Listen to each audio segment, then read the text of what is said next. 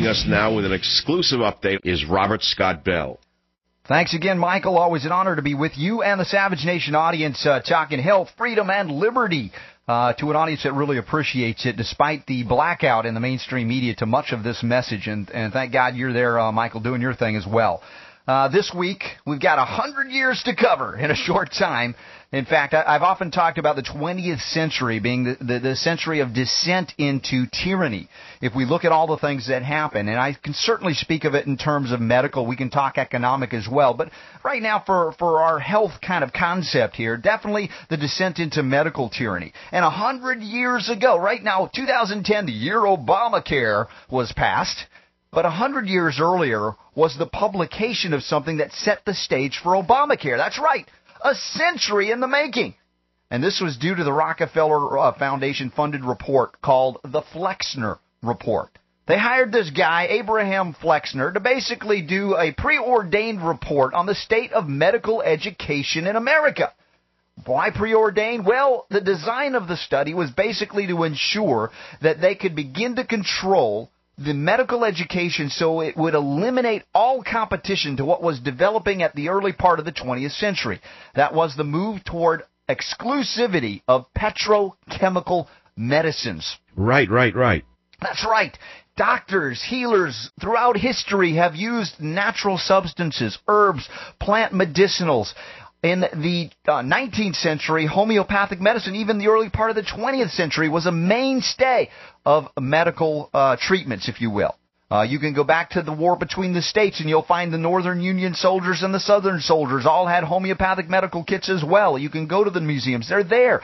But in 1910, when they published the Flexner Report, it was pretty much the death knell for any form of holistic, herbal, eclectic, homeopathic medicine, and the ascent into a federalization, if you will, a centralization of the bureaucracy to control all healing in America and put it under the auspices of a monopoly system of the petrochemical, what was to become known as the pharmaceutical industrial complex. This stuff doesn't happen overnight. There's a long view, and that set the stage in 1910. And, of course, in the 100 years, the monopoly would shackle the 20th century and now the 21st century Americans in a disease management paradigm from which there seems to be little escape, except for the fact until Obamacare was passed, we actually weren't mandated to participate in it. We had some level, some semblance of the freedom to say, no, sorry, don't want it, I'm going to go a different way. But that changed with the passing of Obamacare, again, a century later. Now it's considered a crime not to partake in the wonders of government-sanctioned medicine, which just so happens, Michael, to be the leading cause of death in America, outpacing infection, heart disease, and cancer. You know, the 784,000 acknowledged dead through the meta-analyses of the report and book Death by Modern Medicine has covered so well here on the Savage Nation. Now, question is resistance futile, or is resistance necessary for our very survival? We've got the big story of the week is Avandia, this so-called diabetes drug that the FDA advisory committee says it's okay.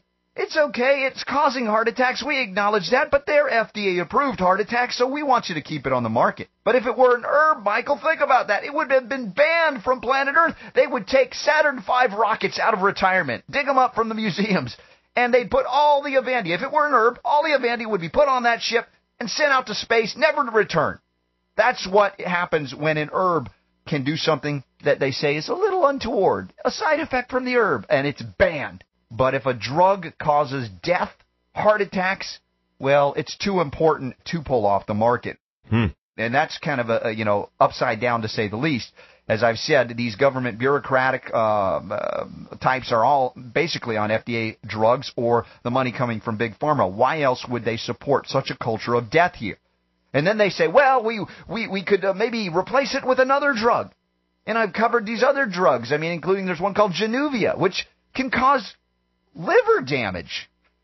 And, of course, upper respiratory tract infections, which leads the patients now into antibiotic therapy. And yet there is good news because medical science is now acknowledging the role of the microbe that actually defends us and defines us. I've got a story that I've linked to on this. It's really actually quite phenomenal. that there was a serious case of a woman who was just in disastrous bad health. She had intestinal gut dysbiosis, in other words, complete imbalance of microbial flora in her gut. Couldn't seem to do it. No drug could help her. They kept throwing her on drugs. And finally, they cultured some microbes from her husband. And it was like a microbial, what would you call it, replenishment? Of course, if it's modern medicine, they're going to have to call it some kind of surgical technique. They're probably going to end up calling this thing a microbial transplant so that it sounds like only doctors licensed by big government can do it. Yet, of course, we know in the terms of probiotics. But what they did, these scientists in this inadvertent study, they actually basically brewed up some flora from the husband, put it into the wife, and lo and behold, she got better. And these scientists were stunned by this. That, in fact, despite the fact that we know here on the Savage Nation that there are over 10 times as many microbes in our body than we have cells, mammalian cells in the body. Mm-hmm.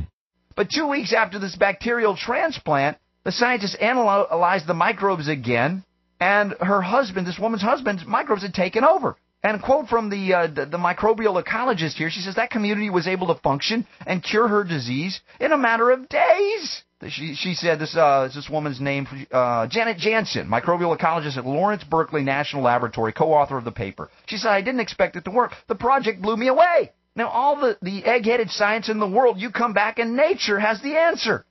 A community of healthy cells returns health to the community that had lost it, instead of adding more toxic substances, toxic drugs that destroy the community even more. Well, I've been saying that for years on the Savage Nation. Sounds familiar to like the community organizing that Obama did, destroying communities rather than replenishing it with that which would normally do so. Even this researcher, George Weinstock of Washington University, who acknowledges the overwhelming amount of microbes in the body, was stunned, but he says the microbiome, as they're now calling it, remains mostly a mystery to medical science.